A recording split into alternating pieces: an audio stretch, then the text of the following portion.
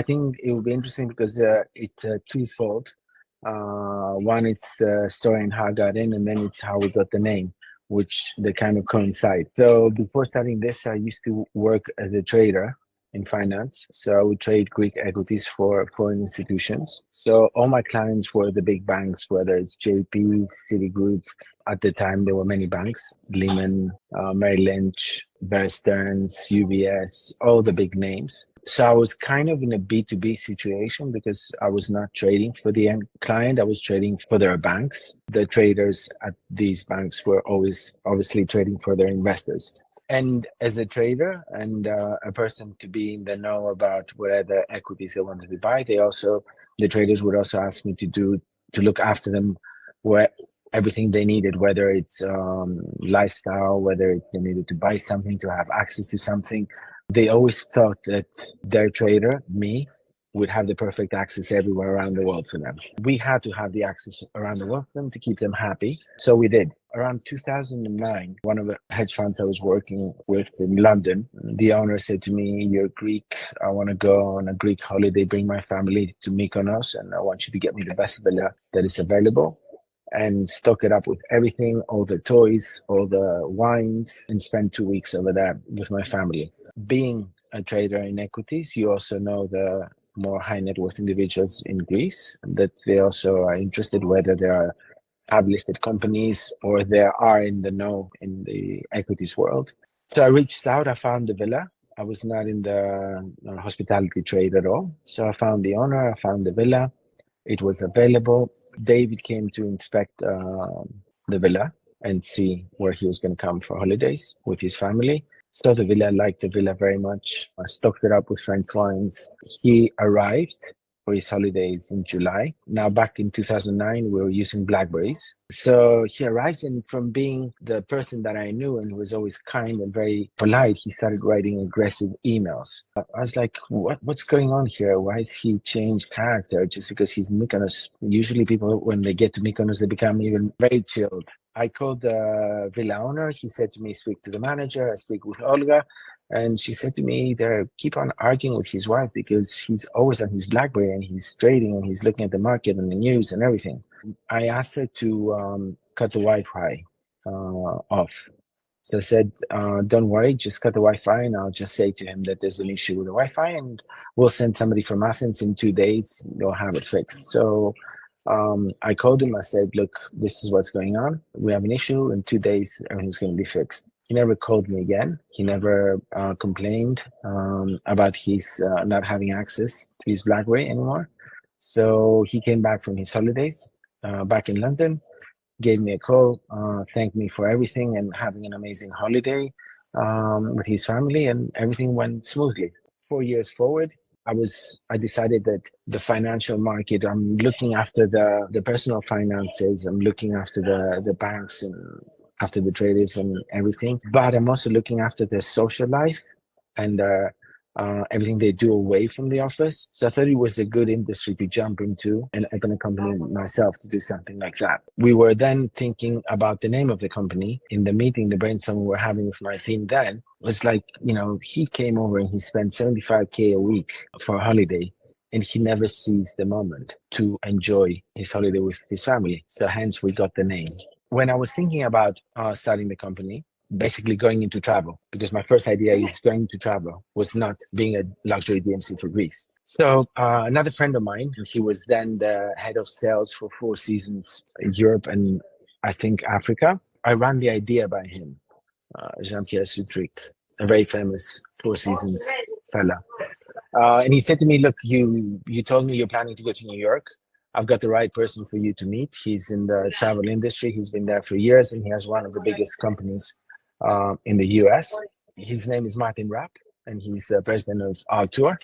So I think you should go see him. So I booked a meeting. I went to and saw Martin. I met him in his office. I booked a meeting 6 months in advance, and it really surprised me that they took the meeting and they followed up, and there was no cancellation. There was no moving forward. Anyway, I go to his office. He's already Googled me. He knows who I am. He had a conversation with Jean-Pierre, and he said to me, look, I know what you're going to talk about. And being a travel agent, obviously, is very fruitful. He's in their main offices in New York. But he said, "You're from Greece, and I've been selling Greece for 30 years. Nobody has ever come to my office. Nobody has ever visited our offices in New York. So I think what you should do is go back and open a luxury DMC, because Greece is going to be changing in the next couple of years, and you're going to have a lot of luxury product and a lot of luxury travelers that don't know what to do.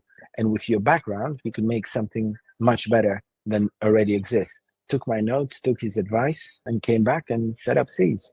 Luxury DMC, very niche. We only deal, as you know, on the top end of the market. We're very focused on relationships that we have on both sides, whether it's the agency or our supplier. Because if I don't know the owner of the villa, I can't cut off the Wi-Fi, so I can't make things happen. 10 years. Last year, we celebrated our 10-year anniversary. Yes, a lot less. And also, I think I'm still your financial advisor in your lifestyle instead of your finances, because I need to match your budget. I need to match your client, the agent's client's budget of what they're going to spend and how they're going to spend it. I need to find the best solution for them to have what it is that they're looking to have when they're visiting here. And I need to do it with the best suppliers. So if you were a trader and you were asking me where to invest your money, and I would tell you, you should buy company XYZ because of the balance sheet, because of their PE, because of the future plans, because of everything, it's the same now. I'm just giving you a private banking advice on your lifestyle, because I'm setting you up in a room in a hotel that has the right reasons for you to be there. So there is some sort of due diligence that needs to go through in order to decide the right client to stay in the right property, and not just fill up a hotel, whichever hotel that would be. My first reaction to this question is our mantra, the way and the reason why I'm doing this job. I want people out of this to have an amazing time, to be able to match what it is that you need. As I said at the beginning, my mantra is to build long-term relationships with industry people like Catherine and a lot of the people you had invited in your house at that lovely dinner, and build long-term relationships, because it is a long-term play. And I like developing these relationships with people, and on the flip side, with my suppliers over here in Greece, making sure that they have the right product, making sure that the product is updated and it's up to what the people demand and what the people need, and being very personalized and not mass. So the actual separation between me and my competition is that I'm very much focused on the personal itinerary for people that actually that's what they need. I'm not about the mass. I'm not about satisfying everybody that wants to come to Greece. I can only do one segment. That's the one that we're good at. And we're hands-on in the relationship between us, my team, and the agency, because we're your extension. And this comes from the finance world. When you're a trader in a bank and you want to invest and you're putting the bank's client's money into some equities, you need to have a level of trust, because you don't know, you're trading equities all over the board. So when you go to your Greek guy, you need to make sure that the trust between you and the Greek guy is giving you the right information. And he has read the numbers, he has done his study, he knows what he's talking about, in order to be able to say, I'm going to allocate X amount of millions into these shares. The same is for me when somebody's building an itinerary for their clients, whether it's 15K or 50K, they're making a small investment into a specific period of time that I need them to seize that moment of their life, because it's a series of their life and needs to be repeated. I brought in tools from finance in order to support that and to alleviate the Catherine Rogers that she's selling all over the world, and she needs to have her own guy in Greece that she can trust and send her clients and know that her clients will come back and go somewhere else because they're trusting Catherine. And Catherine has the right suppliers. So I need to give her the tools. I need to give her the information. I need to have the right things for her to do it. So that's what we're focused on. And my greatest feedback is from all the agents about the way we respond, about how transparent we are, and from our suppliers of how we welcome the agents' clients into Greece as if they were our own, without even knowing them.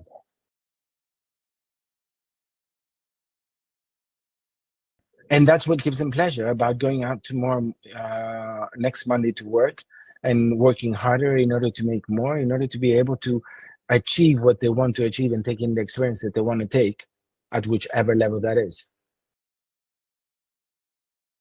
That's pretty easy. Although we have many islands and we promote many islands, people always come back to the same. Everybody asks me, what's the new island? What's the new place that everybody goes? That's very easy. It's Paros. But still, a lot of people go to Mykonos and a lot of people go to Santorini. They are all-time classics and they're never going to go out of fashion. Paros is becoming very, very popular. But I think what's very important is that Athens is the place that's gaining more visibility and more interest, and throughout the year and not just for the season. So we see Athens occupancy going from high 50s back in 2018, 2019 to high 75s. And that's 12 months, not a 6-month average. And the reason is the 55s back in 2019 was because most hotels were at 98 for the 6 months. And then for the rest of the 6 months, they were open, but they were struggling in mid 30s or 40s. But now that has become 75 throughout the year. That's an incredible number. I think it's very well deserved because you come to Athens for the culture. So it's a must that you need to go to the Acropolis, see the Acropolis, go to the Acropolis Museum. There are many other cultural sites around Athens, max 2-hour drive away, that you can be based in Athens.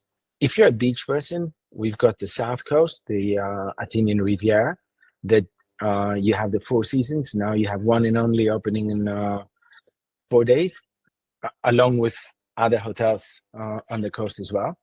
But also if you're staying in the center because of the culture and what you want to do in the center and go through the old city, you're only 40 minutes away from the beach if that's what you're looking for in the summer. Now in the winter, the life in Athens has changed a lot because after the financial crisis that we had in 2015 and the bank controls that we had, after COVID, we came out so strong. Our economy is growing year on year on very good figures.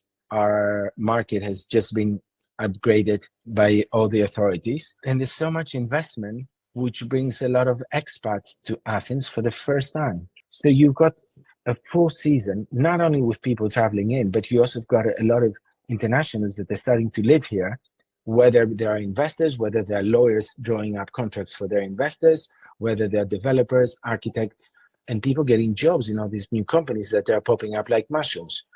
So you have amazing cultural scene, entertainment, the restaurants and the food in Athens. It's from all around Greece, and they are like really focused on the different dishes and the different culinary experiences from whether it's Crete or whether it's up north or whether it's Naxos or Santorini, and it's amazing. And the bar scene as well. And finally, you've got all the shops from around the world, plus the Greek designers that are excelling so much. I was talking yesterday with Vasilis Zoulias. He's a designer that I know since childhood. His clothes are being on Grammy Awards, Emily in Paris, the very popular show. And there are many more. It's not just Vasilis. So there are many more. So the trend is so strong. It first started with a European weekend destination, but now I was in Brazil last week, 2 weeks ago, and people are thinking, why come in the summer when the flights are more expensive towards Europe, the hotels are more expensive, there's so many crowds, and I want to see, my client just wants to see the Acropolis and be in Greece and do some local stuff and maybe avoid going to the islands. So I think the biggest trend is Athens. I would definitely use November. It's a very good month. The weather today is 20 degrees Celsius. It's bright and sunny, and it has been like this all throughout. We only had, I think, 2 days of a little bit of wind and rain, but the temperature is steady 20 plus. So November would definitely be a good month because you're going into the fall, but you get the colors. You get that the colors of the city are changing, but still the weather is very fair. And then March, April are amazing. But also December, if you come to Athens for Christmas, it's also very good. Most people don't know, we've got 20 ski resorts in Greece. 2 of them are only 2 hours drive away from Athens. Now, I can't promise that you're going to find snow around Christmas time on both of these resorts, but sometimes there will be. And usually February is the best month for skiing in the Greek mountains. And of course, the season is very slow. But as you know, nowadays all the ski resorts, they produce their snow. They just produce, so it's going to be more and more that we're going to have more visitors coming in for that. And it's only 2 hours away from Athens. A lot of Athenians, they go skiing on the weekends, and especially on school breaks. But anyway, yeah, I think November, December, March, April are the best months. And then from May, you start the cruise lines coming in, the regular summertime visitors coming in. And I would love to say September, but not anymore. September is a really busy month for Athens, and you might not be able to find availability. This September, availability was really low on the hotels in Athens. I think for these trips, if you're coming from the US, you need to plan ahead. I think the most important is not the hotel, because you will find the availability, but more importantly, it's a better price at your air tickets, which they've gone crazy, especially starting from the US. However, because I recently flew to New York, the tickets were very fair. And I'm looking at tickets now coming back to the US because I'm coming for another roadshow in February. And the tickets look much more reasonable. If you look at tickets going to the US in the summer and coming back to Athens, they're crazy. They are not hidden spots, but they're evacuated by the Athenians, by the locals during the week because they work. So if somebody's coming on a holiday, Monday to Friday, he's going to be alone on the slopes. There are not going to be many people. Friday to Sunday is where everybody would start going. Arachova, and there's actually a hotel that is also in Mykonos, Santa Marina in Arachova, the 2 hour away from Athens. Amazing village up on the mountain with great food, nice nightlife. You have to understand that we're talking about Greece, so the ski resorts are tiny. So you're not going to have like mass slopes, and if you go on the weekend, the lines are huge to get on the lifts. So all you need is to have the right amount of snow, and it's amazing. If we take the off-season part, I would say that it's not a secret. It's an obvious that you'll enjoy Greece at its best with not so many people, not so many crowds, which makes a huge difference with the temperature being more fair and not 45 degrees, because 20 is much nicer to the human body than 45.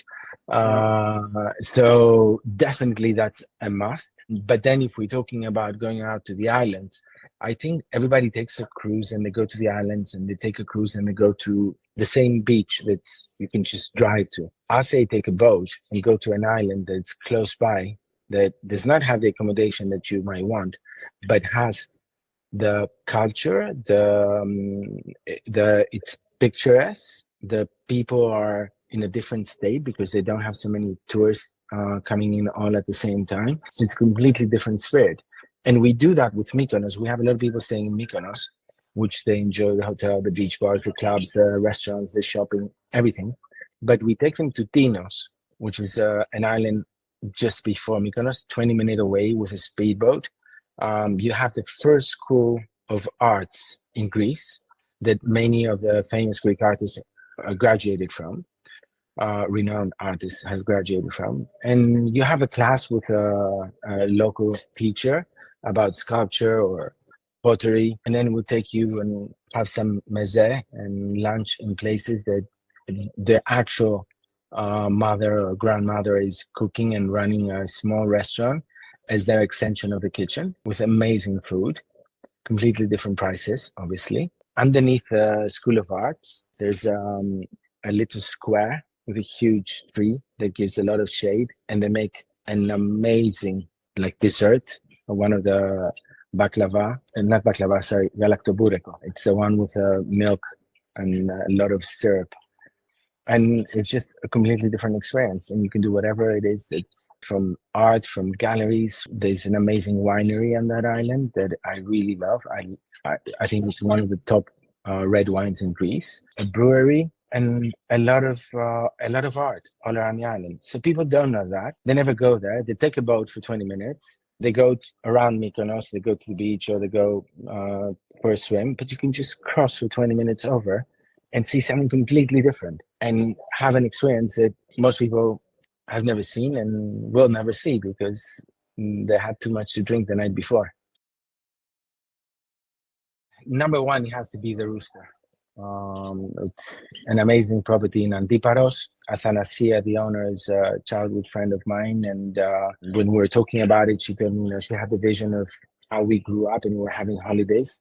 At that time, it was in Mykonos, but there were no people around, and the beach was no sunbeds, no music, no DJs. So she bought this piece of land and she made a boutique hotel called the Rooster, its own private beach that she has left untouched. No sunbeds, no umbrellas, no music. You can go there, play on the beach like we used to do when we were kids, and enjoy the beach as nature gave it to you, and not all groomed up and polished. So that has to be one of my top hotels. Then I would go to one in Mykonos called Kalesma. And although we're in Mykonos, it's a boutique property, very small, but I think what the owners have captured so well with their brief to their architects, the complex looks like a small Mykonian original village because of its architecture. The rooms inside, the food, they have a square in the middle of the hotel that because in Greece we celebrate, we socialize around squares. So in your village, my village, your town, my town, your city, there's always a square that people would hang out and we socialize. So he's made a square there, which because of also the position of his hotel, he has sunrise and sunset. And he makes a special event every Thursday, open up to all the guests for free food, music, drinks. Everything is free and everything's prepared by the same chef that is doing the whole restaurant. So everything is amazing, but now it's for free. And the reason he does that is because Kalesma means invitation. So we invite people usually to our fairs. And in Greece, we love fairs. We do for every saint. There's a fair and there'll be music and there'll be free wine. Now this is all brought into his hotel and everything is done in there. So I think it's a very nice concept, very nice property, very nice architecture, and it captures a lot of all the local parts of Mykonos, leaving out the beach clubs, crazy things going on around the island, and so on and so forth. There's a hotel called the Xamenes, which it means translates as to the big storage like tanks for wine. So it used to be that, and the owner converted it to a boutique hotel. It's on the Peloponnese, looking over at the Ionian, and it has small bungalows, all of them on the water. So you open your door, you're on the beach. 2 steps, you're on the beach. You're on the water. Beautiful beach, very nice. Amazing collection of Greek wines. Very good restaurant. I would say the area is more family and for the people that want to explore and see something different. It's not a touristic destination. If you want to go and be a little bit out of the scene and about, where everybody goes and you can have all your culture, you need to, about 2 hours drive, you got Olympia on one side, and then you just stay in, you relax in this amazing property. I travel a lot for work, so I do a lot of road shows. As I said, I was recently in Brazil, and I visited several cities, but I didn't get to see much. Next week, I'm going to Melbourne and Sydney, only for 5 days. Meetings, flights, meetings, and then fly back home. So I don't really get to see much, but I would say that I'm going to look for places that they're not as crowded because I'm in the business of making places very crowded. I would probably go against the flow, against the direction. If I was to go somewhere, I would like to go at the time that people do not go. I recently went to Sri Lanka. I went there in July, which is the low season. And it was really nice because there weren't a lot of people. It was really the low season. The weather was good. So It wasn't like crazy rains but that's what I would look first. I'm going to look for the experience and not the place is a place. I have a lot of things on my bucket list, Japan being one, Iceland being another one. But my goal is to go there when things are easy and not when things are crazy.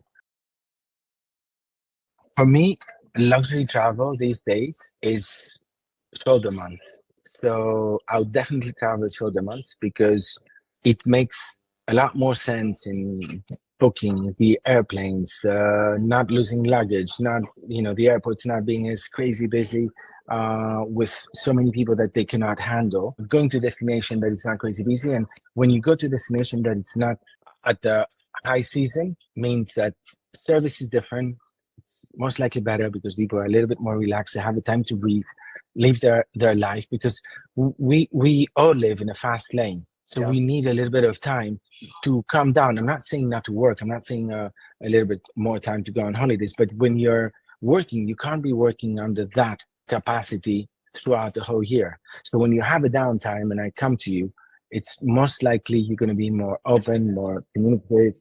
There will be a completely different experience for me. So for me, today's luxury travel or today's travel, it's shoulder months. And my trick is always go against the flow. So when you're coming, I want to be going. I say a lot of people tell me, Mykonos, everybody goes to Mykonos, it's crazy and it's a party place and I don't want to go there, I don't want to take my kids there.